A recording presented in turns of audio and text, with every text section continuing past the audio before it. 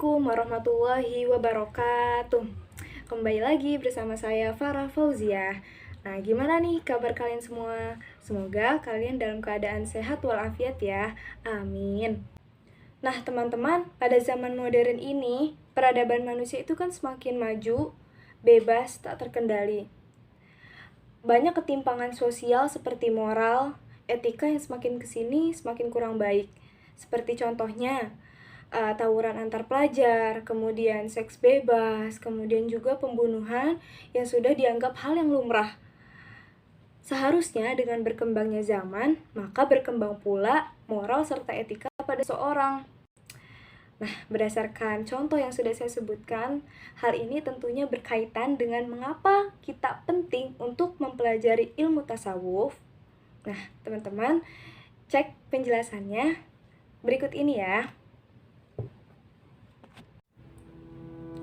Jadi, ilmu tasawuf merupakan ilmu yang bertugas untuk membahas soal-soal yang berkaitan dengan akhlak, budi pekerti, berkaitan dengan hati, yaitu tentang cara ikhlas, kemudian khusyuk, tawadhu, muraqabah, mujahadah, sabar, ridho, tawakal, dan lain-lainnya, sehingga dapat membentuk kepribadian setiap individu menjadi lebih baik lagi dan bertanggung jawab atas segala hal yang dilakukannya.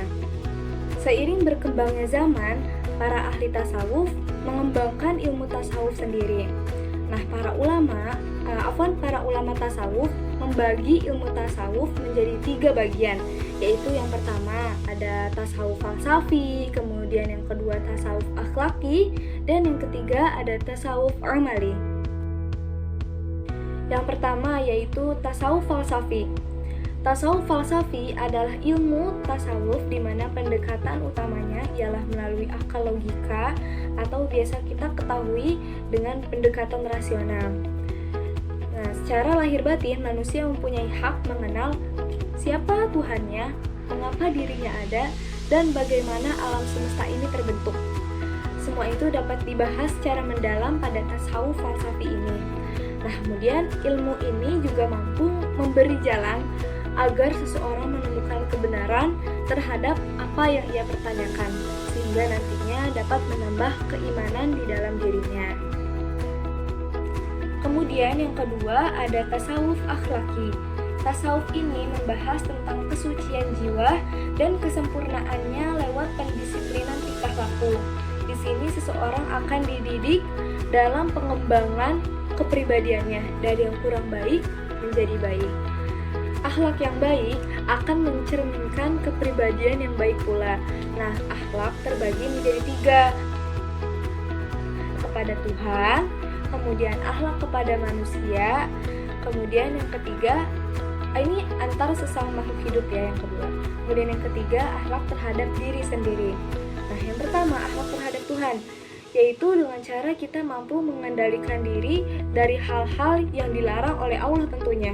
Kemudian kita mampu melaksanakan apa yang diperintahkan oleh Allah Subhanahu wa taala. Kedua, pada sesama makhluk ya, dengan cara kita saling menolong, kemudian tidak mencela tetangga, kemudian bertoleransi. Kemudian yang ketiga yaitu akhlak kepada diri sendiri. Seperti misalkan tidak sombong, menjauhkan diri dari sifat iri, dengki, dan lain sebagainya. Akhlak yang baik diantaranya adalah takholli, kemudian tahalli, ada juga tajalli. Nah, takholli merupakan tahap yang pertama bagi seorang sufi, di mana ia mengosongkan jiwanya dari sifat-sifat tercela, baik yang terlihat seperti mencuri maupun yang batin seperti misalkan sombong dan lain sebagainya. Mbak, tahalli. Nah, pada tahap ini setelah seseorang mengosongkan jiwanya dari segala sifat-sifat yang buruk, kemudian pada tahap ini seseorang mengisi jiwanya dengan hal-hal yang baik seperti beramal soleh maupun bertawakal kepada Allah. Kemudian yang terakhir adalah tajalli, yaitu di mana tahap ini seseorang dibina untuk menutup diri dari sifat-sifat kemanusiaan seperti tamak dan lain-lain, sehingga nantinya yang ada hanyalah nur atau cahaya Allah yang ada pada dalam dirinya. Kemudian bagian ketiga dari ilmu tasawuf yaitu tasawuf amali. Nah, ketika seseorang sudah mampu meyakini dirinya tentang hakikat kebenaran, maka ia akan sampai pada ma'rifah, yaitu mampu merasakan dan mengetahui kedekatannya dengan Allah melalui hati. Nah, pada perjalanan mendekatkan diri kepada Allah, para sufi ini berbeda-beda dalam menempuh perjalanan rohaninya. Nah, perjalanan rohani ini disebut sebagai tarekat, tapi tetap berdasarkan dengan Al-Quran, berlandaskan Al-Quran dan hadis.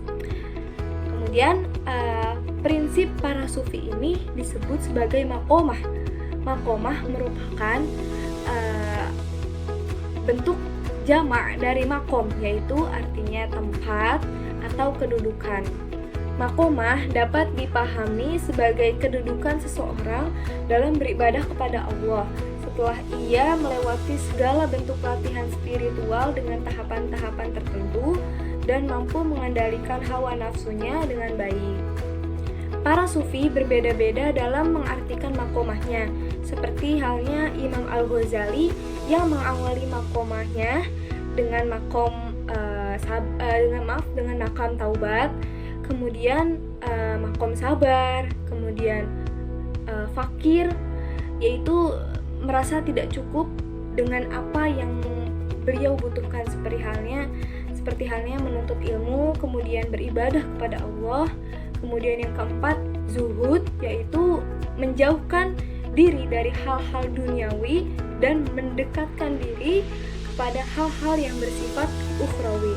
Kemudian yang terakhir yaitu makom tawakal, yang artinya berserah diri kepada Allah, mempercayakan segala sesuatu yang sudah kita kerjakan semaksimal mungkin kepada Allah Subhanahu wa Ta'ala, terlepas hal tersebut positif atau negatif.